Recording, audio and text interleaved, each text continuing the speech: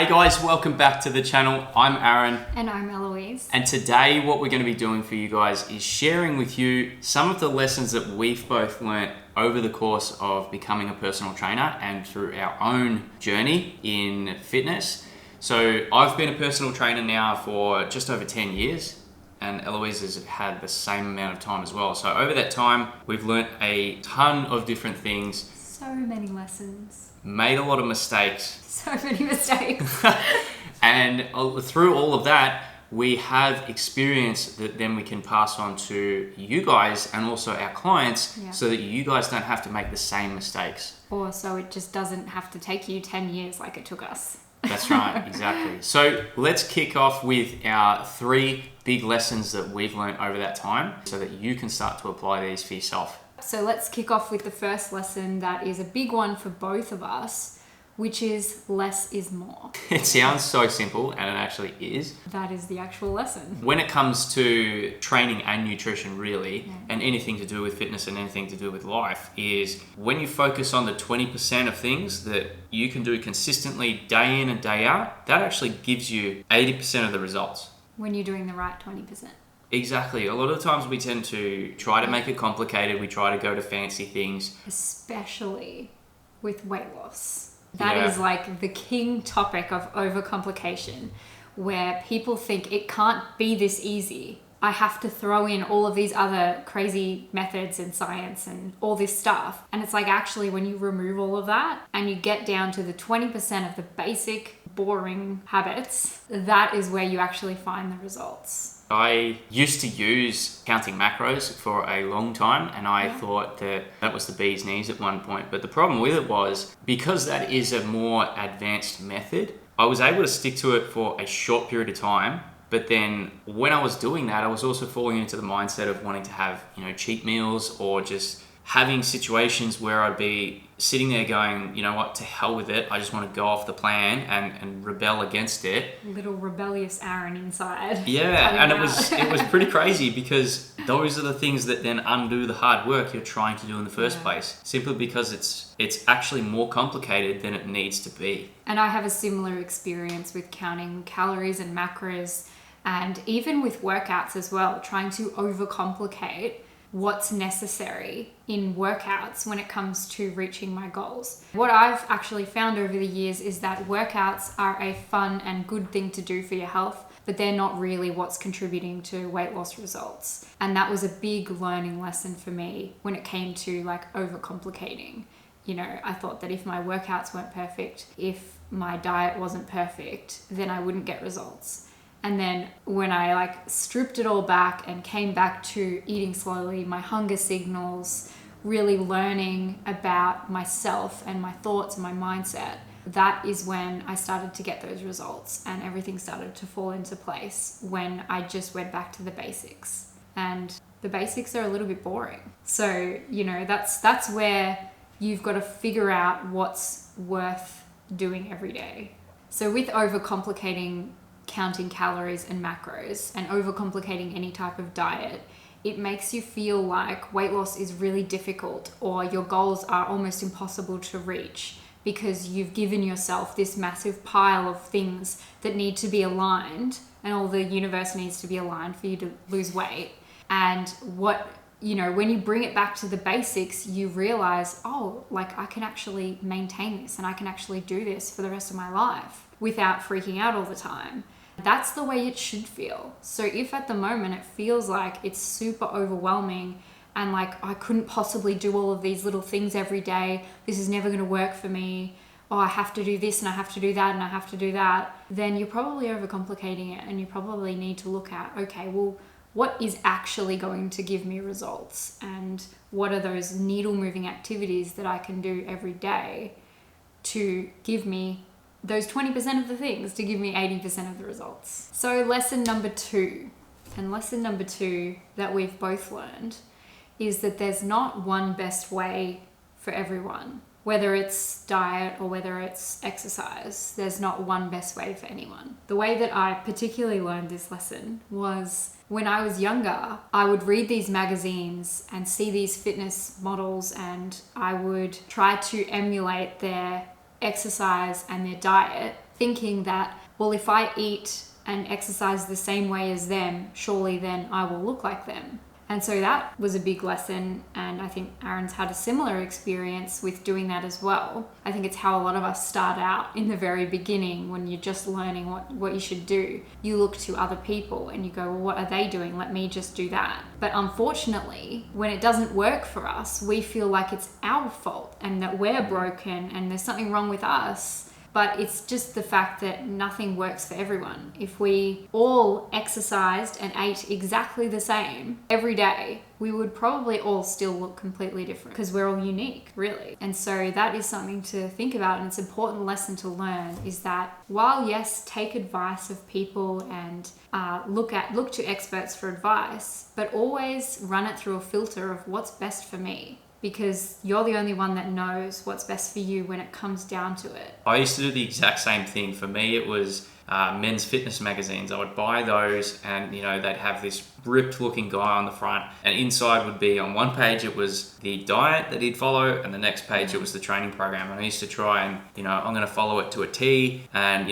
one day I'm going to look like the guy on the cover. And that is so far from the truth. It puts you into a mindset of thinking, well, if it works for one person, it must work for everyone. And as Eloise said, when you don't stick to it, or it doesn't work out as you thought it would, you start to think that you are the problem, and therefore, you're not sort of worthy of results, and it leads you down this road of just jumping from thing to thing, and then getting more and more frustrated, more and more confused, and you start to trust yourself even less. So it's kind of a vicious cycle, and we've both been down that road before, and you need to, as Eloise said, accept the fact that everyone's a little bit different. You need to take an approach that A, you can stick to, and that is B, in alignment with the values that you have. Like, you don't want to go and change your entire diet and be absolutely miserable. You want to eat in a way that you can still live your life and still feel, satisfied with the direction that you're going.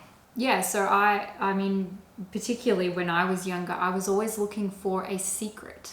I thought that there was this weight loss secret that I was not aware of, that all of those other people who had reached their goals knew this secret that I didn't. But over time, I began to learn that most of the results that you see other people get are actually not from they ate this, they did this workout. It's from all of the things that you don't see. On that point, that is so true, because a lot of the times in all these magazines, they give you, here's the workout and here's the diet, but it comes back full circle to our first point with less is more. What they're really showing you is the fancy stuff. It's the stuff that you want to see, because the thing that got them 80% of the way there is the work that's considered boring. Like, everyone's, I got better sleep. I, started walking. I drank more water.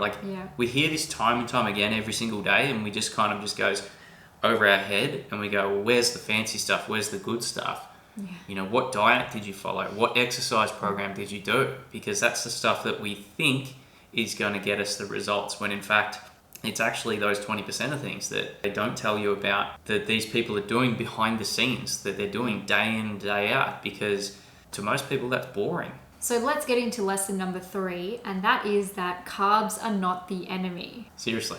So this is such a big one. This one's huge, and I too, there was a time when I believed that carbs were the thing causing me to gain fat, or they were stopping me from getting really lean.